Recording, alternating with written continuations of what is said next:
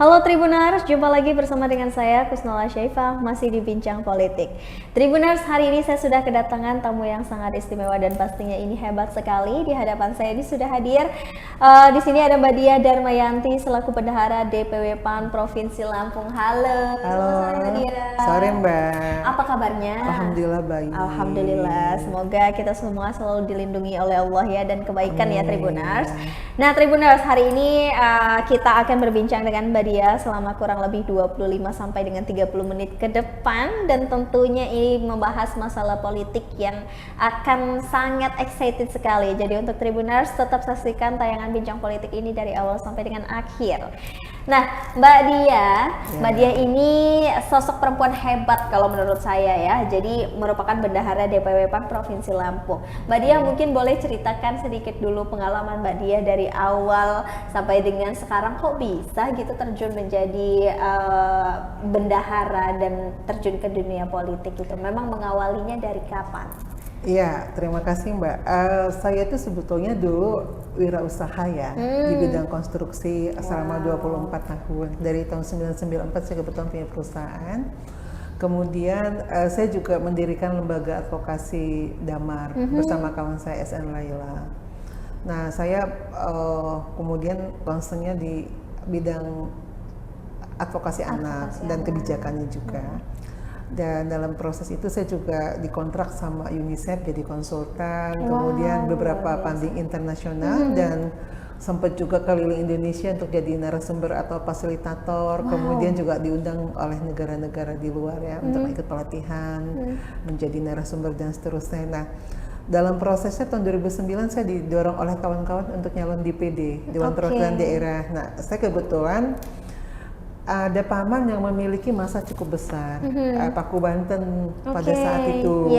Jadi saya berkolaborasi dengan Paku Banten, dan karena saya juga lagi tuh mengisukan, mengkampanyekan isu-isu anak sehingga masih diterima oleh masyarakat. Nah, pada tahun itu masyarakatnya belum pragmatis seperti sekarang. Jadi 2009 saya nyalek DPD, dapat 137.000 suara. 137.272 masuk di nomor urut 6 dari 78 konstetan ya. Kemudian nggak masuk, nggak menang. Tahun 2016 saya ditawarin sama seseorang kawan saya, Pimret, salah satu media yang cukup terkenal di Lampung. Dibujuk-bujuk selama 3 hari untuk jadi pengurus. Nah, akhirnya saya mau. Saya pikir mungkin dengan terlibat dalam dunia politik saya lebih bisa memberikan kontribusi nyata kepada kawan-kawan perempuan dan anak melalui kebijakan-kebijakan, karena kan representasi dari partai politik itu banyak wakil kita di anggota dewan gitu, yang menjadi anggota dewan. Nah, saya menjadi wakil ketua bidang politik pada saat itu, dan kemudian ada pergantian pimpinan partai yang juga kemudian sahabatnya paman saya dan bapak saya, Pak Irham Lanjapar. Kemudian saya sama beliau dipercaya jadi bendahara sampai hari ini. Gitu. Seperti itu. Jadi memang dorongan dari keluarga, teman-teman, kerabat, dan juga rasa yang ingin menyuarakan masalah perempuan dan anak. Perempuan dan anak itu tadi, makanya Mbak Diah ingin sekali terjun ke dunia politik ini gitu. Nah, berarti sudah berapa tahun Mbak Diah? Kalau jadi bendahara dari tahun 2020. Dari tahun 2020. Ya, bergabung di PAN dari tahun 2016, tapi pernah rehat selama 2 tahun gitu loh. Karena lagi tuh banyak kegiatan di luar kota. Jadi saya rehat, tidak aktif. Kemudian pas pergantian ketua partai dengan yang sekarang, saya aktif lagi. Gitu. Jadi memang sudah tergabungnya sudah cukup lama ya. Tapi kalau untuk bendahara baru 2 tahun ini gitu. Nah Mbak Diah, untuk mengawali bincang kita hari ini, menurut Mbak Diah sendiri kan selaku orang yang memang mempunyai keinginan sekali untuk mewakili suara perempuan dan juga hak anak gitu ya Mbak Diah. Apa sih perlunya kedudukan perempuan dalam politik ini? Sangat penting. Yang pertama karena karena kan di dalam undang-undang tuh yang pertama kita ngeliatnya dari masalah peraturan regulasi ya, bahwa semua warga negara itu memiliki hak yang sama. Kemudian yang kedua, bahwa perempuan dan laki-laki itu memiliki hak yang sama dalam semua aspek. Nah, yang tahu persoalan perempuan dan anak itu adalah perempuan. Ketika kita bicara soal kekerasan, soal perdagangan perempuan dan anak, soal stunting, soal perkawinan dini, itu kan semuanya persoalan perempuan. Nah, yang bisa memperjuangkan itu adalah perempuan, karena yang punya sense of human being terhadap persoalan perempuan itu perempuan sendiri. Karena laki-laki kan mungkin mereka memiliki tapi tidak semua punya keberpihakan dan perspektif gender terhadap persoalan perempuan. Makanya perempuan penting untuk bisa menjadi anggota legislatif, karena melalui anggota legislatif perempuan inilah nanti perempuan-perempuan tersebut yang akan memperjuangkan hak-hak dan persoalan-persoalan perempuan maupun anak.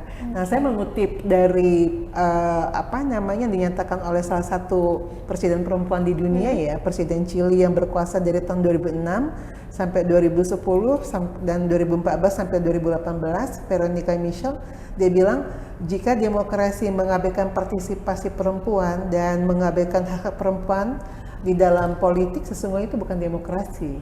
Sesungguhnya itu bukan demokrasi. Iya, demokrasi sejati adalah demokrasi yang melibatkan perempuan di dalamnya. Nah itu. Memang keterlibatan perempuan dalam sangat dunia penting. politik itu sangat penting sangat sekali. Penting ya. Nah, seberapa pentingnya, dan kalau Mbak Diah lihat sendiri di Lampung sendiri itu bagaimana tuh Mbak untuk keterlibatan perempuan? Di Lampung sendiri sampai hari ini kita belum sampai 30% ya.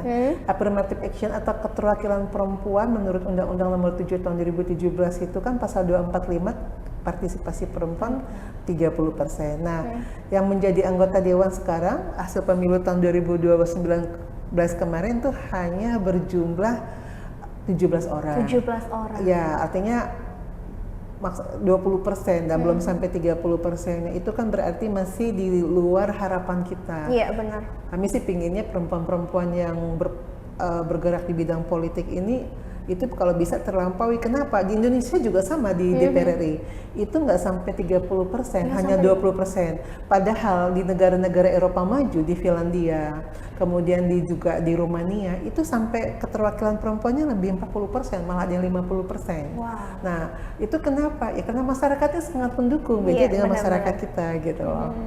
Jadi menurut Mbak Diah sendiri, selain dari faktor keterwakilan itu, memang apa yang membuat dari perempuan ini masih bingung untuk melangkah, atau dari faktor masyarakat kitanya yang masih kurang mendukung? Ada banyak hal ya. Yang pertama budaya kita, culture ya, budaya patriarki. Budaya patriarki itu kan memposisikan perempuan dalam posisi tersubordinasi dan terdiskriminasi di dalam semua aspek, sehingga kemudian Indonesia merasa perlu melakukan ratifikasi konvensi internasional CEDAW ya, penghapusan diskriminasi terhadap perempuan yang dikeluarkan oleh PBB dan menjadi Undang-Undang Nomor 7 Tahun 1984. Salah satunya yaitu di bidang politik. Nah, itu karena melihat situasi Indonesia yang kita punya budaya patriarki yang memposisikan perempuan menjadi masyarakat kelas 2. Apa-apanya tidak dipentingkan, tidak diprioritaskan, termasuk di soal politik. Itu pertama budayanya. Yang kedua soal yang di partai politiknya. Nah, partai politik kita itu hanya selalu melihat representasi perempuan, affirmative action itu menjadikan afirmatif prosedural, bukan afirmatif substansial. Yang dimaksud dengan afirmatif prosedural atau cuman formalitas, yang penting kuota 30% terpenuhi. Tidak mementingkan bahwa perempuan-perempuan yang ikut pencalekan ini harus menjadi anggota. Nah, itu situasinya saat ini pada level itu, pada tataran itu. Terus yang ketiga, ya dari internal perempuan sendiri, banyak perempuan yang kurang tertarik dengan dunia politik, dan ketika mereka tertarik dengan dunia politik, ada persoalan-persoalan internal, misalnya soal keuangan yang karena mau nyali kan harus punya uang, kemudian kapasitas diri juga, karena untuk masuk dunia politik harus menguasai banyak hal. Misalnya salah satunya seperti ini kan kita jadi narasumber. Nah, kalau misalnya kita tidak memiliki kapasitas, laki-laki melihat perempuan itu tidak Gampang layak, untuk bisa nggak bisa disupport. Makanya kemudian partai politik tidak mementingkan perempuan itu karena dianggapnya semua perempuan itu sama, tidak memiliki kapasitas yang cukup untuk menjadi anggota legislatif. Gitu Mbak. Jadi memang faktor-faktor itulah ya yang menjadi pendorong gitu. Selain ada dari faktor partainya sendiri, ada dari faktor budaya internal, budaya masyarakatnya dan juga dari internal perempuannya. Oke. Nah, bagaimana sejauh ini Mbak Dia sendiri melihat internal dari perempuan itu? Masih bisa nggak sih untuk diberikan edukasi bahwasannya dunia politik itu ada ranahnya untuk kita loh perempuan gitu? Ya sebetulnya semangatnya semua tuh teman-teman perempuan tuh tinggi ya di dunia politik. Seperti beberapa minggu lalu kami ikut pelatihan diselenggarakan oleh Lembaga Advokasi Anak Damar Lada. Itu hampir rata-rata dari semua partai politik itu hadir mengikut itu. Walaupun misalnya berbeda-beda pemahamannya ya. Tetapi saya lihat antusiasme mereka untuk hadir secara full, kemudian mengikuti sampai sore, kemudian terlibat dalam banyak diskusi, memberikan masukan-masukan tuh menunjukkan bahwa perempuan itu punya semangat, concern terhadap masalah politik. Tapi kan persoalannya apakah ini bisa diapresiasi oleh partai politik atau oleh masyarakat. Jadi ketika mereka maju caleg, apakah ditempatkan di posisi strategis nomor urut 1 dan masyarakat mau memilih walaupun misalnya mereka tidak cukup dana untuk maju gitu loh. Karena itu kan sangat persoalan soal duit itu, soal jadi memang jadi memang backup itu perlu sekali ya. Betul. Baik dari keluarga dan juga partai yang memang mendukung ya Mbak Dia. Karena partai pada persoalan nomor urut ya. Nomor urut ya. Sedangkan masyarakat ini dari edukasi pengetahuan terhadap budaya. Jadi melihat bahwa perempuan itu juga penting, terutama masyarakat pemilih perempuan, bahwa yang bisa menyuarakan persoalan perempuan itu ya perempuannya gitu loh.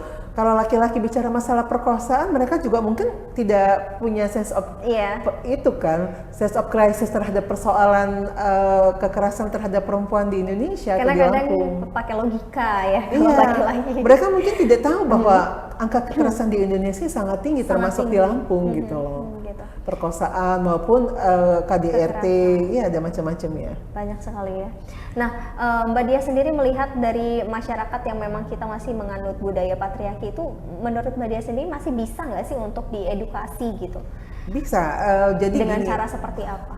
Pemerintah sendiri udah punya banyak political will dengan menerbitkan banyak undang-undang ya, undang-undang pengutamaan gender, kemudian bikin rakor, kemudian bikin program-program untuk meningkatkan peran perempuan di segala bidang, termasuk kemudian untuk di bidang politik pemerintah melalui Undang-Undang Nomor 12 tahun 2023 di pasal 65 ayat 1 itu pada saat itu mengharuskan semua partai politik menempatkan perempuan sebagai caleg baik di DPRD kabupaten sampai DPR RI.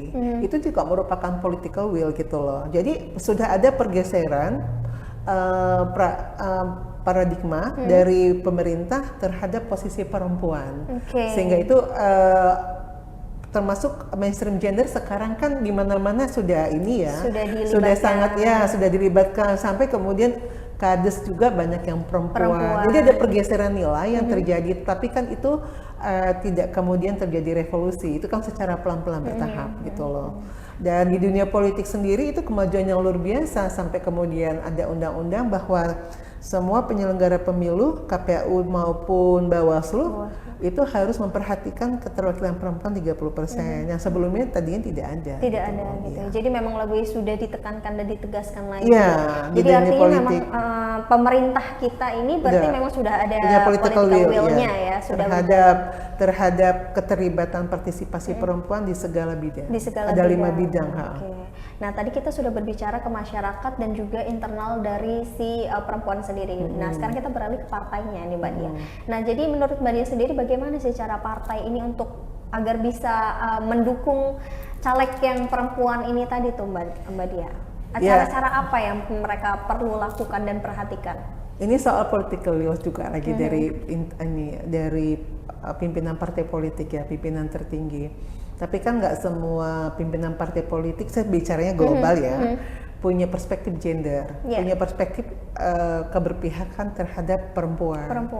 Karena bagi mereka yang penting gimana bisa memenangkan pemilu, mendapat kursi banyak, nggak peduli itu laki-laki perempuan. Karena saya lihat di beberapa partai untuk periode 2019 ini nggak ada beberapa yang tidak memiliki wakilnya di DPRD provinsi dari jenis kelamin perempuan. Nah, menurut saya yang pertama bikin kebijakan di internal partai dulu supaya perempuan mendapat support. Misalnya kayak di partai kami kepengurusan itu di ADRT-nya harus 30% minimum perempuan.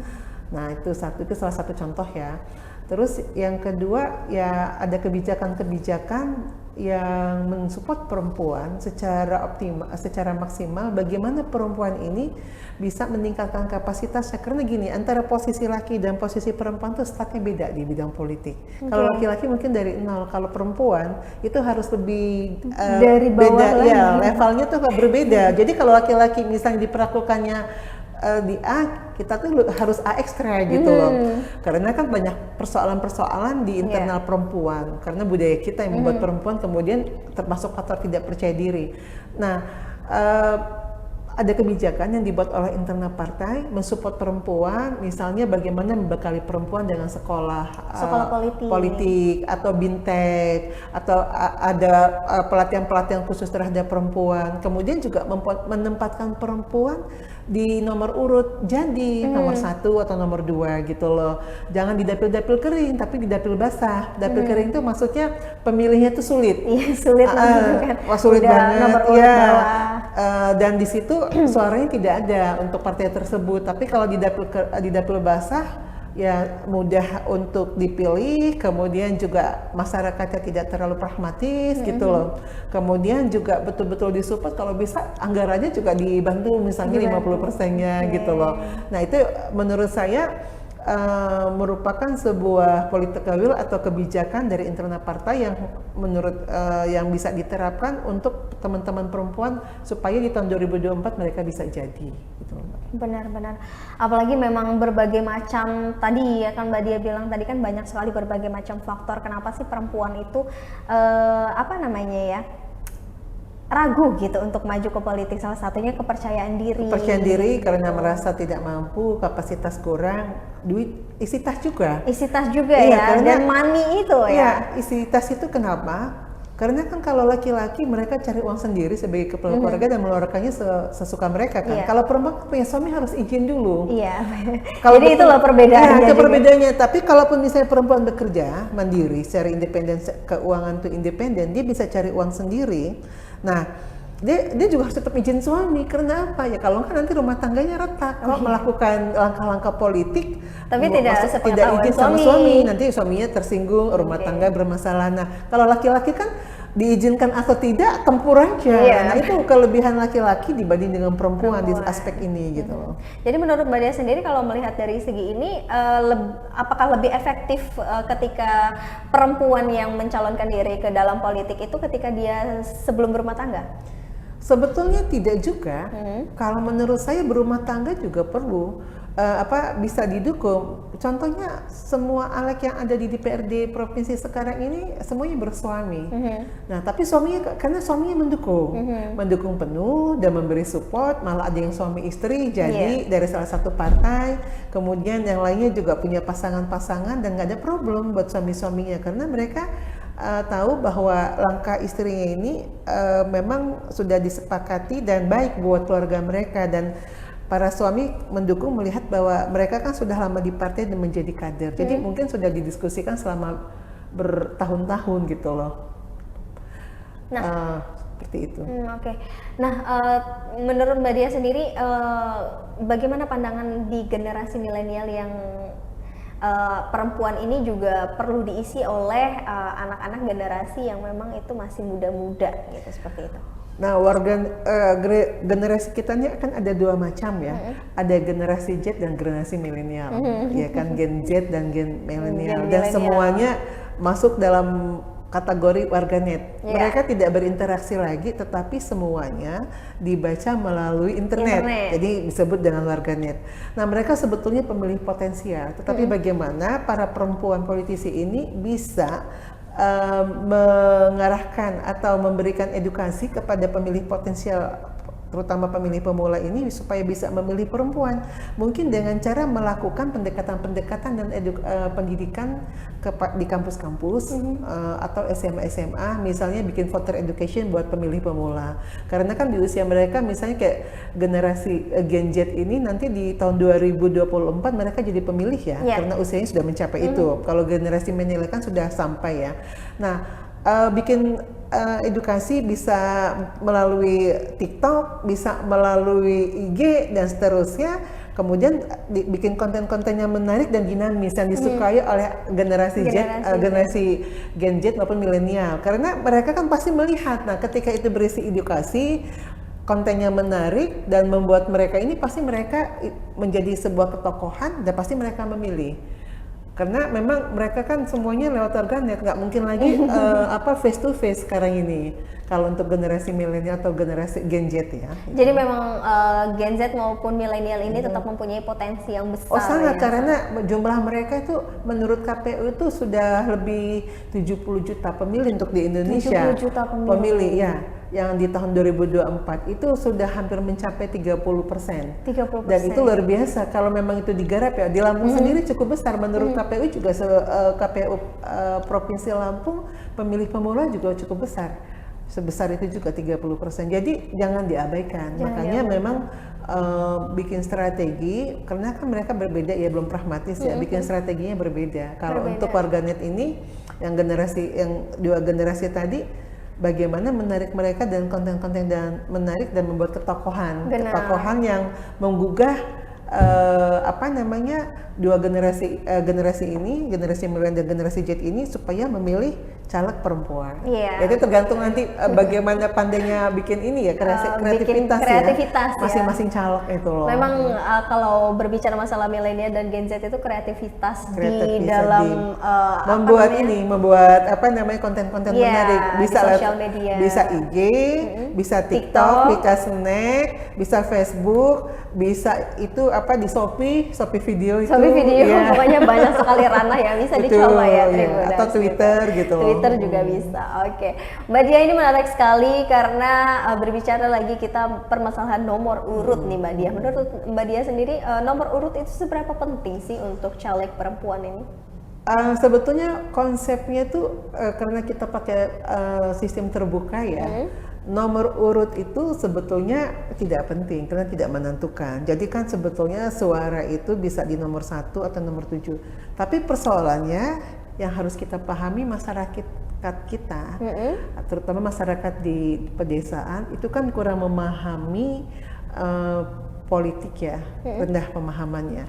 Dan ketika terjadi pencoblosan suara, surat suara itu kan banyak, DPRD kabupaten, provinsi, DPR RI, DPD dibarengin dengan pilpres. Ada 5 suara besar-besar. Terus kemudian ada puluhan partai, ada nama yang tertera. Nah, orang kan malas membuka surat suara yang besar itu. Makanya kemudian karena situasi ini membuat nomor urut menjadi penting. Karena apa? Karena kalau pencoblosnya malas membuka kertas suara yang besar itu, berarti yang dibuka itu yang dilihat nomor 1 atau nomor 2. Makanya nomor 1 dan nomor 2 itu menjadi rebutan, dan itu menjadi hal yang sangat penting bagi kawan-kawan perempuan. Kenapa? Karena kalau ditaruh nomor urut bawah, pemilihnya males buka. Jadi yang dipilih nomor 1, nomor 2 aja. Kadang gitu loh. Baca namanya aja. Kadang orang itu lebih suka yang ada fotonya. Iya, tapi kalau itu kan DPD, DPD ada fotonya. Kalau untuk pencalegan, caleg dari partai kan cuma namanya saja. Kalau misalnya orang yang bisa baca, kalau nggak bisa, atau misalnya males bacanya terlalu banyak, terus kecil-kecil kan, udahlah coblos aja yang kelihatan dengan mata nomor 1 atau nomor 2. Iya. Kan?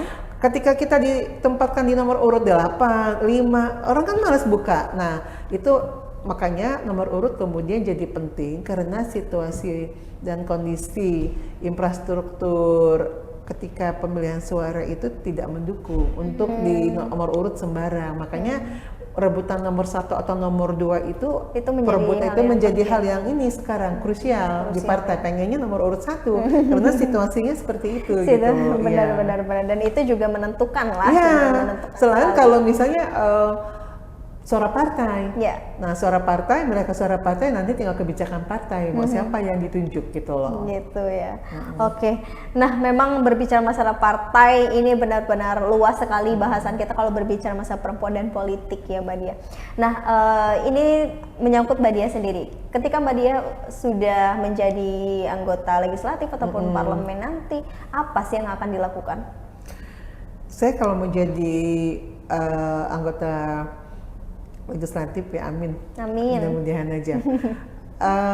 Dan ini tahun terakhir saya mencalonkan diri karena kan usia juga ya. Kalau tahun 2029 kayaknya sudah cukup tua saya dan malu dengan umur dan malu dengan keluarga gitu loh. Karena concern saya dari sejak kuliah, saya kan aktivis perempuan dan concern terhadap persoalan-persoalan perempuan dan anak dari tahun 86 saya melakukan itu sejak saya kuliah di Jogja dulu sehingga sekarang. Jadi saya pengen memberikan kontribusi baik pikiran, tenaga, waktunya untuk memajukan perempuan di Lampung, untuk bikin banyak kebijakan-kebijakan yang berpihak kepada kepentingan perempuan dan anak. Bagaimana bisa mengatasi persoalan-persoalan perempuan dan anak. Misalnya kayak di Lampung ini masalah kekerasan kan cukup tinggi ya, lebih dari 600 kasus yang terjadi di Lampung, yang paling tinggi itu angkanya di Bandar Lampung. Dan kita sudah punya undang-undang penghapusan tindak pidana kekerasan, kemudian tahun kemarin juga sudah terbit perda tentang itu. Nah, persoalannya kemudian di tingkat kabupaten kan belum ada, misalnya itu. Kemudian ada persoalan-persoalan lain yang krusial soal pemberdayaan ekonomi terhadap perempuan. Karena persoalan perempuan itu muncul karena persoalan ekonomi. Dia menjadi PSK karena ekonomi. Mendapat kekerasan karena kadang-kadang karena persoalan ekonomi. Laki-laki yang marah. Kemudian banyak kasus yang saya temui kekerasan karena perempuannya secara ekonomi lemah, dapat janji-janji dari laki-laki, kemudian kawin, akhirnya kemudian dianiaya. Ya banyak persoalan ya dari persoalan ekonomi ini. Terus kemudian yang ketiga soal perdagangan orang di Lampung cukup tinggi angkanya, dan yang terakhir soal masalah bagaimana perempuan bisa meningkat partisipasinya dalam bidang politik di Lampung. Bagaimana meningkatkan kapasitas teman-teman di banyak partai supaya mereka percaya diri dan memiliki kapabilitas sehingga bisa bertarung dengan kawan laki-laki gitu loh dalam pileg di tahun berikutnya. Oke, luar biasa Mbak Dia. Luar biasa. Ya, oke. Memang apa sih yang dirasakan, dan memang permasalahan yang krusial apa sih yang dirasakan perempuan saat ini? Atau di Lampung ini terkhususnya gitu Mbak Dia? Itu seperti saya sebutin, persoalan krusial di Lampung itu persoalan kekerasan. Masih ke perekonomian dan kekerasan. Di Lampung saya kebetulan angkanya nggak punya, tetapi persoalan pasca COVID ini kan banyak terjadi marginalisasi terhadap masyarakat, terhadap kaum perempuan, ya terjadinya pemiskinan karena ekonomi tidak jalan, kemudian terjadi kemarin tuh krisis ya. Nggak cuma di negara Indonesia, di negara luar juga terjadi resesi karena adanya persoalan turunnya nilai mata uang. Nah itu kan mempengaruhi semua sektor terhadap perempuan juga masalah. Kayak ibu-ibu penjual di pasar, mereka mengeluh bahwa pendapatan mereka menurun dan seterusnya ya. Banyak juga toko-toko tutup, kemudian juga toko-toko besar, jangan hanya toko kecil ya, toko besar tutup. Ini faktor yang masalah yang juga yang paling krusial yang menimpa masyarakat Indonesia, juga perempuan, dan Lampung juga termasuk di dalamnya. Yang kedua masalah kekerasan, angkanya cukup tinggi, sehingga di Indonesia aja angka kekerasan di bulan Maret tahun 2022 itu ada terjadi 338.496 kasus. Banyak banget. Betul, menurut Komnas Perempuan. Komisi Nasional Perempuan mengeluarkan angka itu di bulan Maret tahun 2022. Kemudian di Indonesia, di Lampung sendiri terjadi 680 kasus kekerasan yang di-launching di tahun 2021 oleh Dinas Perlindungan Perempuan dan Anak Provinsi Lampung. Ini kan memprihatinkan karena korban kekerasan itu ketika mereka didampingi dan selesai masalah hukumnya, persoalan litigasinya ya, mereka mengalami trauma jangka panjang, terutama anak-anak, dan perlu didampingi secara intensif. Nah ini yang jadi persoalan saat ini. Selain persoalan-persoalan lainnya ya, soal gizi buruk, kemudian anak putus sekolah, kemudian perempuan yang kurang pendidikan dan seterusnya. Gitu. Memang itu yang masih krusial sekali ya. Iya, di Lampung ya. Oke, terakhir Mbak Diah mungkin bisa sampaikan dengan Tribuners di rumah. Apa sih harapan Mbak Diah selaku bendahara partai pada saat ini jika memang di pemilu 2024 nanti? Ya harapannya saya kepada masyarakat, kebetulan saya maju sebagai caleg, tapi di Dapil 8 provinsi dari Lampung Timur untuk DPRD provinsi. Saya harapannya masyarakat Lampung Timur mau memilih saya supaya menjadi anggota legislatif di DPRD provinsi. Kenapa saya pilih Lampung Timur? Karena saya lihat banyak persoalan perempuan di sana, termasuk salah satunya kekerasan. Mungkin ketika saya menjadi anggota legislatif, saya bisa menyuarakan persoalan-persoalan kabupaten tersebut di DPRD provinsi, sehingga ada kebijakan-kebijakan yang mendorong pemerintah kabupaten untuk membuat kebijakan yang pro terhadap perempuan. Itu saja Mbak. Oke, luar biasa sekali narasumber kita hari ini ya Tribuners, sudah kehadiran dan ini nggak nyangka nih Mbak Diah, kita sudah berbicara hampir 30 menit menemani Tribuners di rumah, berbincang masalah perempuan dan juga politik, kekerasan dan juga masalah-masalah yang tentunya krusial sekali di negara dan juga Bandar Lampung ini Tribuners. Dan mudah-mudahannya untuk Tribuners yang bisa dan tetap stay di tayangan kita Bincang Politik ini bisa mengambil hikmahnya, dan tentunya ini bisa mengedukasi untuk perempuan di luar sana yang memang masih belum melek akan partai dan juga akan politik ya tentunya Mbak Diah. Mbak Diah, saya selaku host terima kasih sekali dengan Mbak Diah sudah menyempatkan waktunya untuk hadir di studio ini, sudah mengedukasi Tribuners dan tentunya sudah memberikan banyak sekali motivasi-motivasi untuk Tribuners di rumah, dan harapannya semoga apa yang diharapkan oleh Mbak Diah dan juga partai kedepannya bisa diwujudkan, bisa terwujud dan juga janjinya bisa terrealisasi keinginannya. Ya, itu juga selaku mewakili kita perempuan dan tentunya tapi semuanya tergantung garis tangan nggak tertulis di lauh mahfud soalnya. Benar ya, kita hanya bisa berdoa dan berusaha ya Tribuners dan Mbak Diah juga, tapi untuk urusan rezeki dan segalanya itu ada di tangan Tuhan ya. Terima kasih banyak Mbak Diah, terima kasih juga untuk Tribuners yang sudah menyaksikan tayangan Bincang Politik bersama dengan saya Kusnul Syaifah tentunya. Terima kasih dan sampai jumpa. Sama-sama.